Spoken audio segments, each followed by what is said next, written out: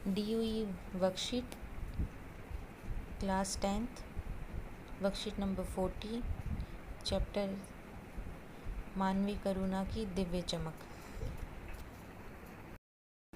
इस पाठ के लेखक सर्वेश्वर दयाल सक्सेना जी हैं। इसमें फादर कामिल बुल्की के बारे में बताया गया है, कैसे वो इंसान थे, कैसा उनका स्वभाव था, हिंदी के लिए उन्होंने क्या क्या किया, हिंदी के प्रति उनकी क्या चिंता थी, लोगों के प्रति क्या झुंझलाहट थी, क्या उन्होंने हिंदी को ऊंचाइयों तक ले जाने के लिए किया है, वही सब इस पाठ में उन्होंने बताया गया है।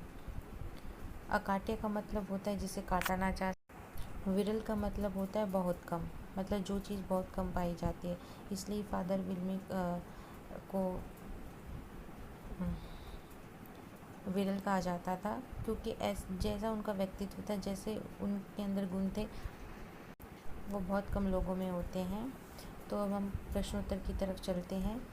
पहला प्रश्न यहाँ पर है, लेखक को ऐसा क्यों लगता है कि फादर मन से सन्यासी नहीं थे?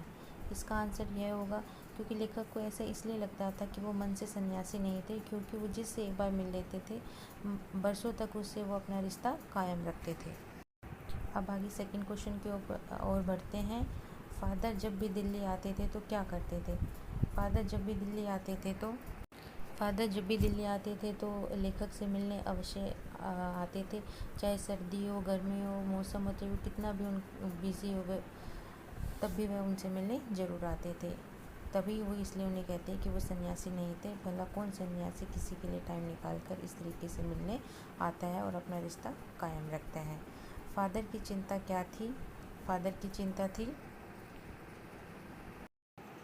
हिंदी भाषा को राष्ट्रभाषा का दर्जा दिलाना। वो चाहते थे कि हिंदी जो है हमारी मातृभाषा ही राष्ट्रभाषा का दर्जा प्राप्त करे, यही फादर की चिंता थी। अब हम क्वेश्चन नंबर 4 पर आते हैं। क्वेश्चन नंबर 4 में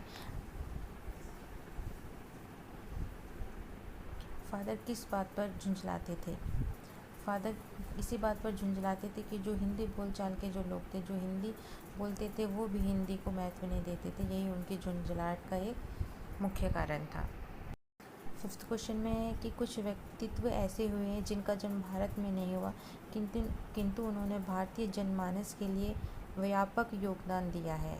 ऐसे ही व्यक्तियों की हमें सूची बनानी है और उनके कार्यों को हमें लिखना है। ये आप स्वयं करें। धन्यवाद।